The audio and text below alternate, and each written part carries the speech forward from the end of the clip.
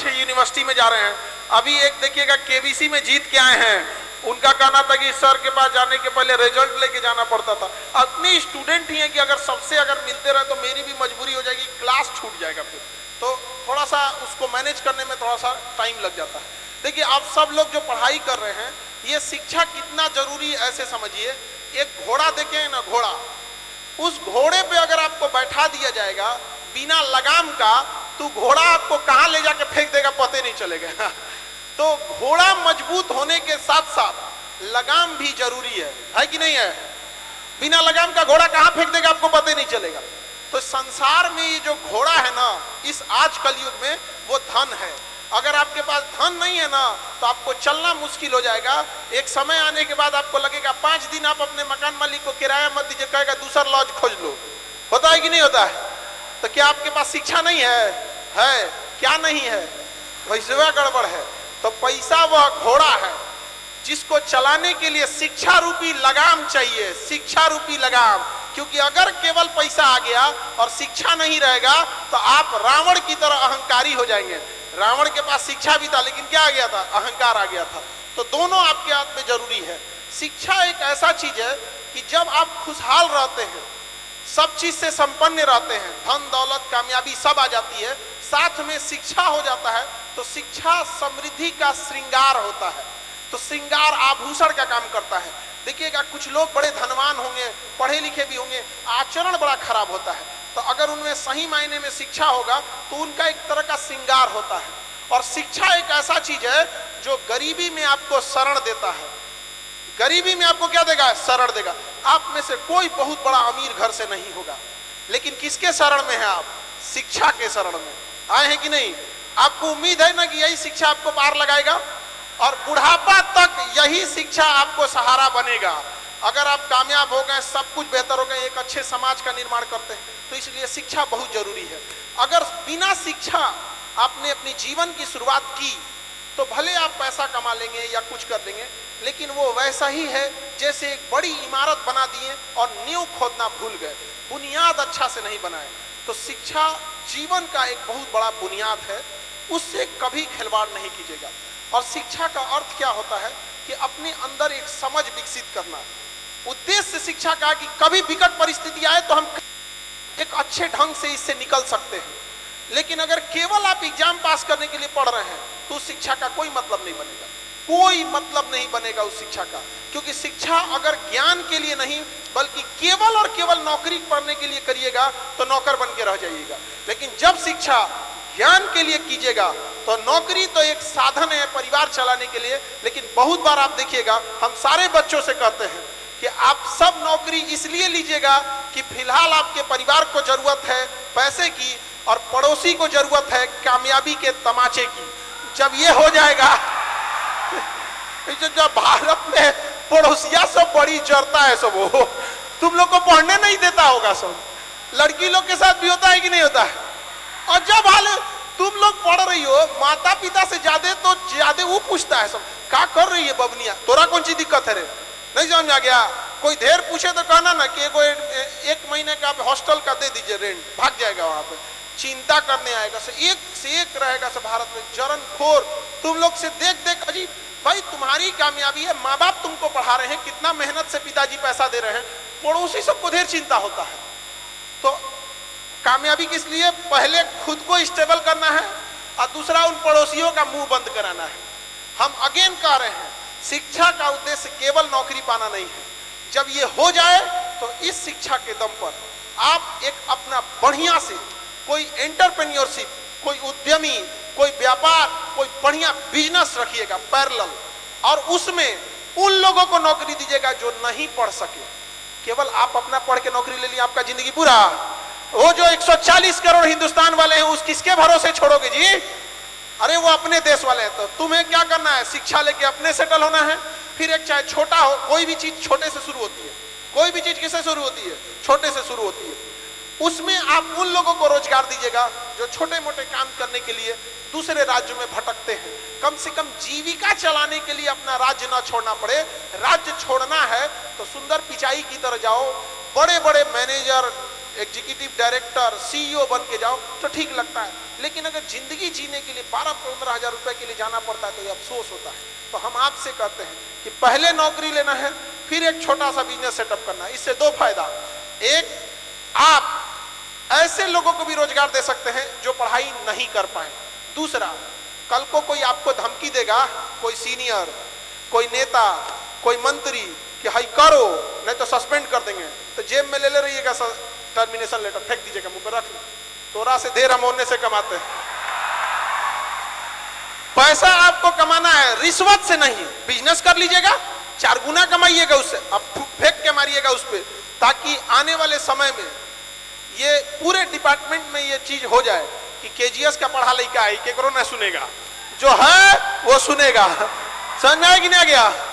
तो ऐसे बहुत सारे लड़के ऐसा करना चालू कर दिए हैं सब यहाँ पे, कहा कि कोनो जरूरत नहीं है, हम नौकल करके नौकरी नहीं लिए हैं, पढ़ के लिए हैं, पढ़ के जब यहाँ कामयाब हो सकते हैं तो कभी भी कामयाब हो सकते हैं। समझ में आ रहा है कि नहीं आ रहा है?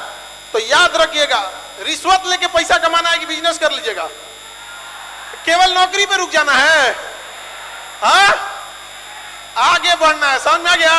और जब हम लोग किसानों के लिए मुहिम चालू करेंगे तो आप सब से हम वादा लेना चाहते हैं कि आप सब साथ देंगे कि नहीं देंगे, क्योंकि आप सब लोग किसान परिवार से आते हैं कि नहीं? अच्छा, किसानों के लिए करना है कि नहीं? हम अकेले कर पाएंगे? आप सब लोग का सहयोग चाहिए। आज देखिए, हम एमबीबीएस डॉक्टर नहीं हैं, हम डॉक्टर नहीं हैं, लेकिन देश के गरीब जो मरीज हैं उनको एक उम्मीद जग गया है कि ये आदमी ठीक कर सकता है, जबकि हम डॉक्टर नहीं हैं।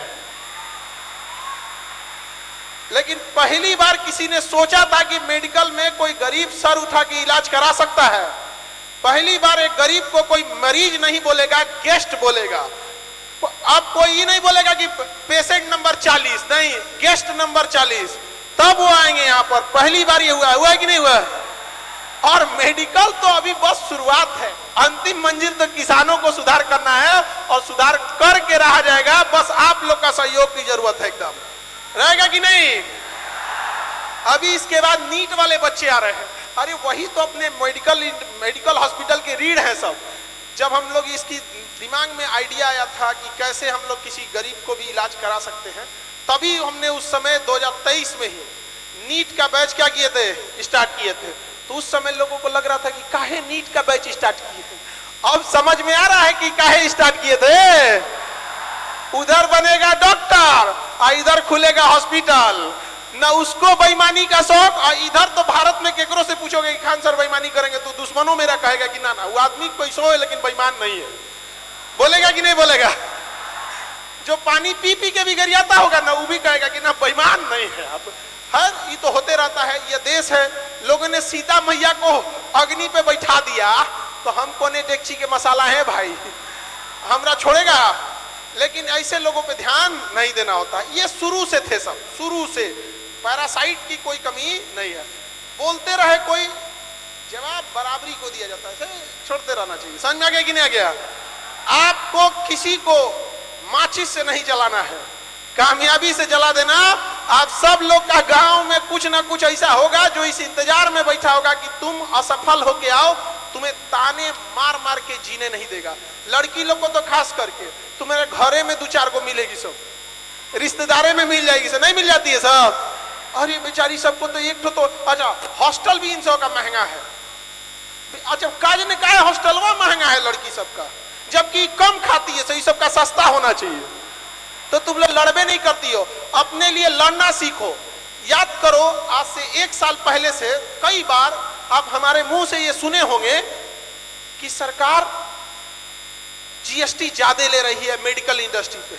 जब हम सवाल उठाते थे तो लोग कहते थे कि पॉलिटिक्स कर रहा है। अरे हम पॉलिटिक्स पढ़ाते हैं रे, पॉलिटिक्स पढ़ाते हैं, करते नहीं है। पढ़ना है तो आ जाना, पढ़ना है तो आ जाना, बोलना कि हम ऑफर दे देंगे, ऑफर पढ़ लेना। पॉलिटिक्स पढ़ाते हैं हम, पढ़ के अच्छा से पॉलिटिक्स करना। नया बैच आने वाला है पॉलिटिक्स का और इधर चुनाव भी है, जिसको पढ़ना होगा आके पढ़ लेगा। तो हम जब सवाल उठाते थे, इसलिए नहीं उठाते थे कि हमको हल्ला करने का शौक है, बल्कि सवाल इसलिए उठाते थे कि जो नहीं उठा सकते हैं उनकी हम आवाज बन सके। चाहे जहां भी गए थे तो लोग हमसे कहते थे पॉलिटिक्स कर रहा है, तो ये एंटी नेशनल है, तो ये खिलाफ बोल रहा है। हमारा झुकाव न किसी जाति, न धर्म, न किसी राजनीतिक पार्टी, हमारा झुकाव सदैव रहा है तो देश के प्रति रहा है और अंतिम क्षण तक देश के प्रति रहेगा।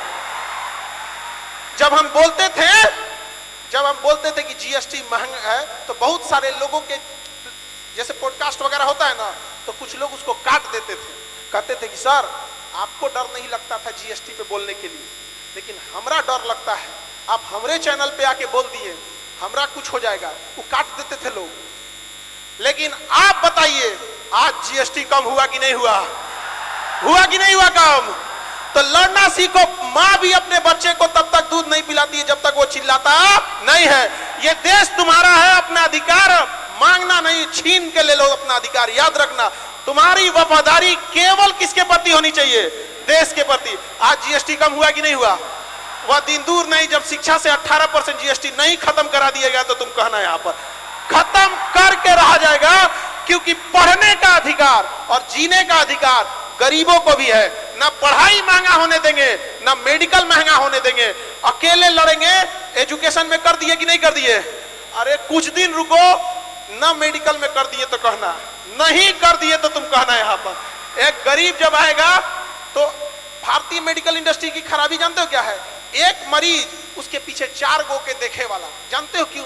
क्योंकि उसको अस्पताल पे भरोसे नहीं है, भरोसे नहीं है अस्पताल। अरे यार मरीज आ गया, ऐसा होना चाहिए कि मरीज अपने अटेंडेंट को कहे कि बाबू भैया चल जा, बड़ी अच्छा सेवा कर रहा है। सो यहाँ फोन करके बुलाए जाए, आइए हो आपका मरीज ठीक हो गया, बैग ले जाइए, को घर ले जाइए, खाना पीना खिलाइए अब यहाँ पे। लेकिन इंडस्ट्री देख रहे हैं कैसा हो गया है। तो हम जब आए तो कई लोग मजाक उड़ा रहे हैं कि तो डॉक्टर है ये नहीं है, डॉक्टर है ये नहीं है, ई का सुधारेंगे।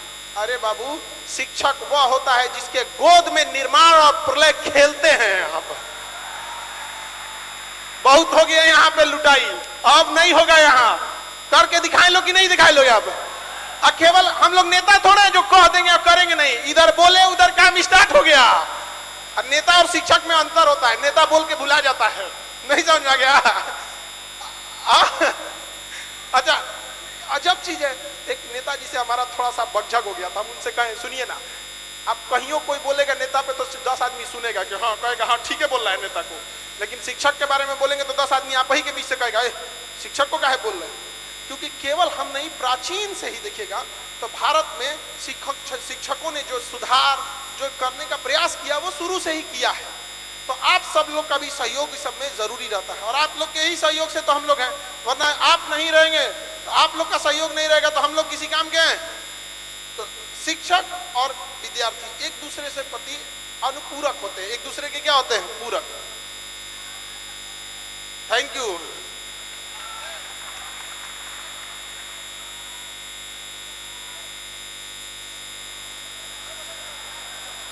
शांति से बैठो, वैसे तो डिस्टर्ब थोड़ी कीजिएगा। बैठिए आप आराम से, आपको बैठने के लिए तो बोल रहा है, बैठिए। अब आप बैठ जाए, तुम बदला किलोमीटर दूर शायद फिर जाना है 12। आज तुम कहाँ से आए? बाढ़, यहाँ मोकामा वाला बाढ़। आराम से, तो ऐसे आराम से दौड़ो नहीं, इसे चोट लग जाता तब यहाँ पे।